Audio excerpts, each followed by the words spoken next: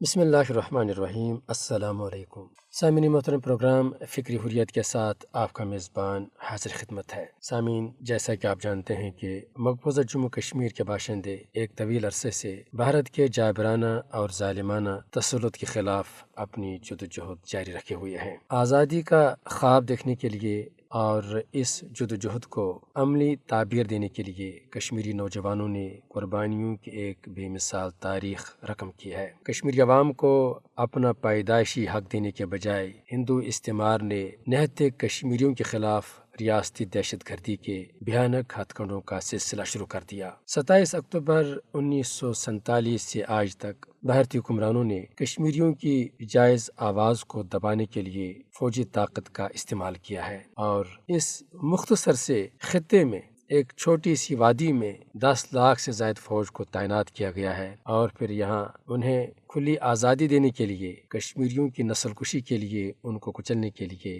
یہاں ایسے کالے قوانین کا نفاذ کیا گیا ہے کہ جن کا اس مہذب دور میں تصور بھی نہیں کیا جا سکتا، اور قابض فوج کو یہاں لامحدود اختیارات سے نوازا گیا۔ تاہم 5 اگست 2019 کے بعد مودی سرکار نے ہندوتوا ایجنڈے کے تحت کشمیریوں کو دبانے کے لیے خوفناک ہتھ کنڈوں کا سلسلہ شروع کر دیا۔ اول تو مقبوضہ جموں کشمیر کی خصوصی حیثیت کا خاتمہ کر دیا گیا،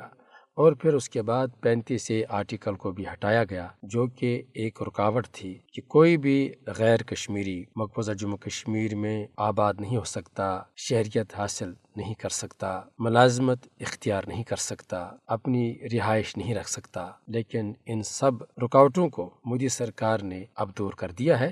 اور اس کا بنیادی مقصد یہی ہے کہ زیادہ سے زیادہ ہندوؤں کو مقبوضہ جموں کشمیر کے سرزمین پر آباد کیا جائے، اور کبھی صنعتوں کے نام پر، کبھی تعلیمی اداروں کے نام پر، اور کبھی سیاحت کے نام پر، کبھی مندروں کے نام پر، کبھی آثار قدیمہ کے نام پر، کبھی ریلوے منصوبوں کے نام پر دھڑا دھڑ مقبوضہ جموں کشمیر کی زمینوں پر قبضے کا سلسلہ جاری ہے، اور ساتھ ہی ساتھ کشمیری عوام کو مختلف ہیلے بہانوں سے اپنی جائیداد سے محروم کیا جا رہا ہے، تاکہ یہاں کی جو اکثریت ہے مسلمان، ظاہر سی بات ہے وہ اکثریت میں ہیں تو ان کے پاس جگہ بھی زیادہ ہے، تو ان سے یہ جائیداد چھینی جا رہی ہے، اور پھر ریاستی وسائل جو ہیں ان پر بھی قبضہ کیا جا رہا ہے۔ ماہرین کہتے ہیں کہ یہ وہی اسرائیل کا طریقہ کار ہے کہ جو کہ اس نے فلسطینیوں کے خلاف استعمال میں لایا ہے۔ سامعین، اس سلسلے میں حال ہی میں مقبوضہ جموں کشمیر میں ترقی کے نام پر جو زمینوں پر قبضہ کیا گیا ہے، اس سلسلے میں NIT کے لیے 5000 کنال جو اراضی ہے اس کو مختص کیا گیا ہے۔ بھارت مقبوضہ جموں کشمیر میں ترقیاتی منصوبوں کی آڑ میں زمینوں پر قبضے کی پالیسی پر عمل پیرا ہے، اور تازہ ترین اقدام میں نیشنل انسٹیٹیوٹ آف ٹیکنالوجی کے ایک نئے کیمپس کے قیام کے لیے ضلع پلوامہ میں تقریباً 5000 کنال زرعی اراضی کا حصول بھی اس میں شامل ہے۔ سامعین، اس خبر کی تفصیلات کے مطابق بھارتی حکام کی جانب سے NIT پلوامہ کیمپس کے لیے 4834 کنال اراضی حاصل کرنے کے منصوبے کو شدید تنقید کا سامنا کرنا پڑ رہا ہے۔ بہت سے لوگوں نے اسے غیر ضروری اور غیر منصفانہ قرار دیا ہے۔ مقامی لوگوں کو خدشہ ہے کہ یہ زمینوں پر قبضے کا ایک اور بہانہ ہے جسے ترقیاتی منصوبے کا نام دیا گیا ہے، جیسا کہ ابھی ہم پروگرام میں اس بات کا تذکرہ بھی کر رہے تھے۔ سامعین، مقبوضہ جموں کشمیر میں اس منصوبے نے ایک نئی بحث کو جنم دیا ہے۔ ناقدین جو ہے وہ تعلیمی ادارے کے قیام کے لیے اتنے بڑے پیمانے پر زمین پر قبضے کا سوال اٹھا رہے ہیں کہ ایسی کیا ضرورت پیش آئی ہے۔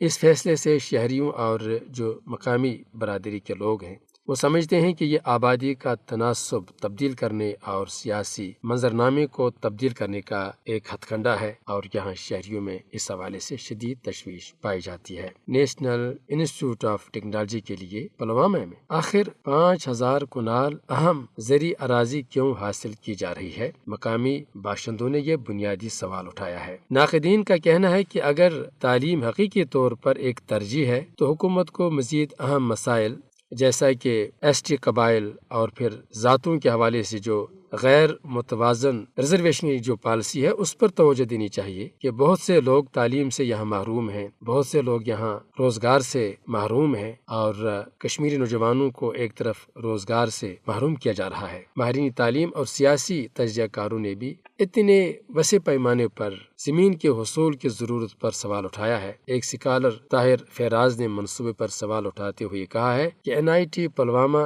تقریباً 6000 ایکڑ پر محیط ہے، جس کا سائز یورپ کا سب سے جو بڑا شہری کیمپس ہے۔ یونیورسٹی کالج ڈبلن سے 2 گنا اور MIT سے 3 گنا زیادہ ہے۔